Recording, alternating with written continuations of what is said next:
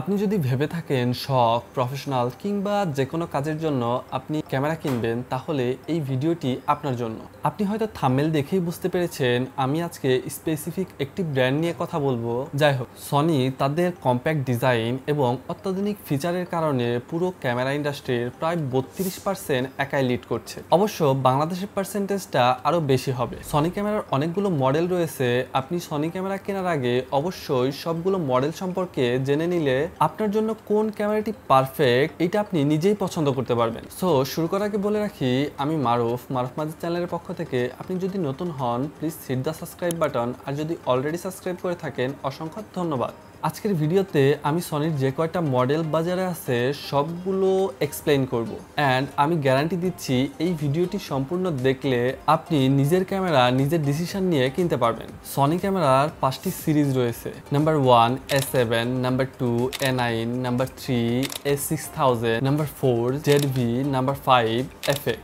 এই 5টি সিরিজের ক্যামেরা 5 ধরনের কাজের জন্য বানানো হয়েছে। সনির ফটোগ্রাফি এবং ভিডিওগ্রাফি করার জন্য ভিন্ন ভিন্ন ক্যামেরা মডেল রয়েছে। আলফা সিরিজের ফটোগ্রাফিক ক্যামেরাগুলো হলো A7R, A7R2, A7R3 এবং A7R4। এইসব ক্যামেরাতে মেগাপিক্সেল অনেক বেশি, ফটোগ্রাফিক ফিচার অনেক বেশি, তাই আর মডেলের ক্যামেরাগুলো তারাই কেনে যারা মোস্ট অফ দ্য টাইম ফটোগ্রাফির কাজ করে। অর্থাৎ বলতে পারি আর মডেলের ক্যামেরাগুলো ফটোগ্রাফারদের জন্য। এইসব ক্যামেরার প্রাইস রেঞ্জ 1.5 লাখ থেকে 3 লাখ টাকা পর্যন্ত। অন্যদিকে ভিডিওগ্রাফির জন্য আলফা সিরিজের ক্যামেরাগুলো হলো A7S, A7S2, A7S3। এইসব ক্যামেরাগুলোতে রেজুলেশন এবং ভিডিওগ্রাফিক ফিচার অনেক বেশি, তাই যারা ভিডিওগ্রাফির কাজ করে তারাই এইসব ক্যামেরা মডেলগুলো নিয়ে থাকে। অর্থাৎ বলতে পারি এস মডেলের ক্যামেরাগুলো ভিডিওগ্রাফারদের জন্য। বর্তমানে 2টি এস মডেলের ক্যামেরা রয়েছে যেগুলোর প্রাইস 4 থেকে 6 লাখ টাকার উপরে। এখন প্রশ্ন করবেন যে আর মডেল তো ফটোগ্রাফির জন্য তৈরি করা হয়েছে, তার মানে কি এই ক্যামেরা দিয়ে ভিডিওগ্রাফি করতে পারবো না?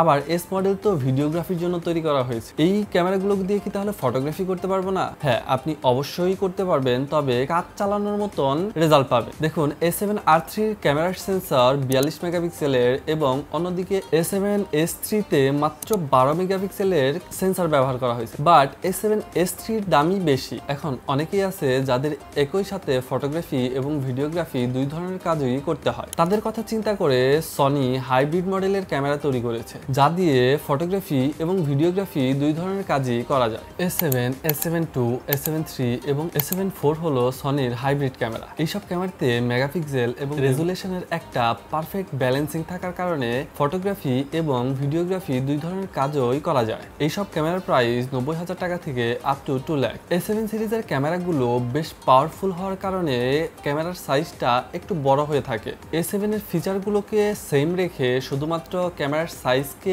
একটু কম্প্যাক্ট বা ছোট করে A7C কে মার্কেটে আনা হয়, যা অনেকেই পছন্দ করেন। তবে কম্প্যাক্ট করার কারণে দাম একটু বেশি। সনি আলফা A9, সনির A9, A9 II, A9 III হলো স্পেশাল ফটোগ্রাফির ক্যামেরা।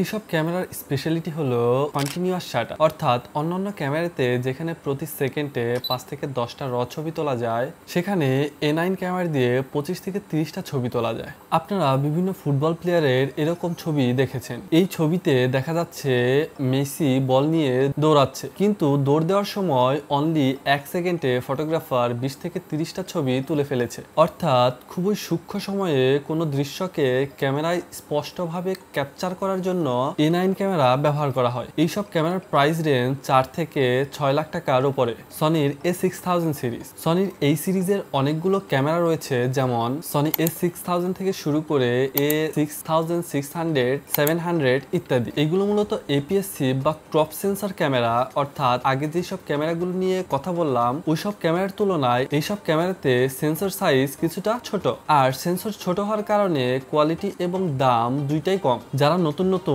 ক্যামেরা কিনে পার্সোনাল ইউজ অথবা ছোটখাটো কাজ করার জন্য তারাই মূলত এইসব ক্রপ সেন্সরের ক্যামেরাগুলো নিয়ে থাকে। দেখা যায় যারা কন্টেন্ট বানিয়ে আয় রোজগার শুরু করেছে তাদের অনেকেরই লাইফের ফার্স্ট ক্যামেরা হিসেবে এইসব ক্রপ সেন্সর ক্যামেরা নিয়ে থাকে। স্টুডিও এনভায়রনমেন্টে ভিডিও শুটিং এর জন্য কম দামে এইসব ক্যামেরা বেস্ট। A6000 এর এই ক্যামেরাগুলো দিয়ে ফটোগ্রাফি এবং ভিডিওগ্রাফি উভয় ধরনের কাজই করা যায়। তবে এর মডেলগুলো বোঝা সহজ, কারণ A6000 এর চেয়ে A6100 এর ফিচার ফিচার বেশি, আবার A6500 এর চেয়ে A6600 এর ফিচার বেশি। এইসব ক্যামেরার প্রাইস রেঞ্জ 80 থেকে 1.5 লাখ টাকা পর্যন্ত।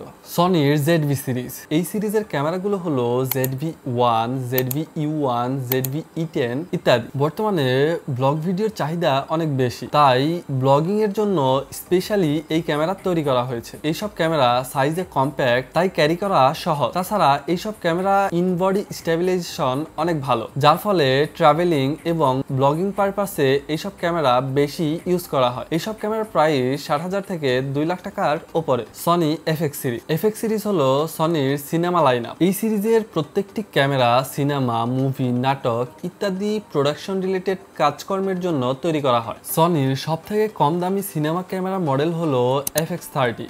এটি একটি ক্রপ সেন্সরের ক্যামেরা, তবে এর সেন্সর ক্রপ হলেও সিনেমা গ্রেডে। এই ক্যামেরা দিয়ে আপনি নাটক, শর্ট ফিল্ম ইত্যাদি তৈরি করতে পারবেন। FX30 ক্যামেরার দাম মোটামুটি 2 লাখ টাকার উপরে। সনির সেকেন্ড সিনেমা ক্যামেরা হলো FX3। FX30 এর বড় ভাই বলা চলে, কারণ এটাতে ফুল ফ্রেম সেন্সর ইউজ করা হয়েছে।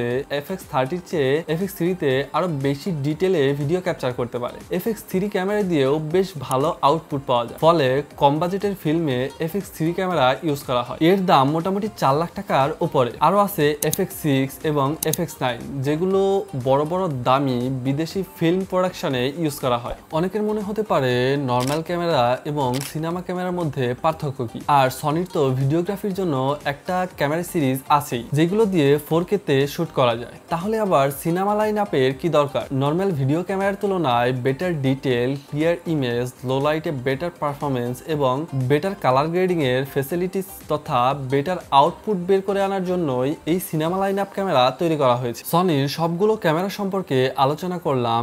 এখন আপনি আপনার প্রয়োজন এবং কাজের উপর নির্ভর করে পারফেক্ট ক্যামেরা মডেলটি চুজ করতে পারবেন। যদি প্রফেশনাল ফটোগ্রাফি করতে চান তাহলে আর মডেলের ক্যামেরা নেবেন, ভিডিওগ্রাফি করতে চাইলে S মডেলের ক্যামেরা নেবেন, ফটোগ্রাফি অ্যান্ড ভিডিওগ্রাফি একসাথে করতে চাইলে শুধুমাত্র A7 সিরিজের ক্যামেরা নেবেন। যদি ওয়াইল্ড লাইফ বা পশু পাখির ছবি তুলতে চান তাহলে বেটার অপশন হবে A9 সিরিজ। যদি কন্টেন্ট ক্রিয়েশন বা ব্লগিং করতে চান তাহলে A6000 সিরিজ অথবা ZV সিরিজের ক্যামেরা নিতে হবে। আর যদি আপনি শর্ট ফিল্মের মতো প্রোডাকশন টাইপের কাজ করতে চান তাহলে সিনেমা লাইন আপে যাওয়াই বেটার হবে।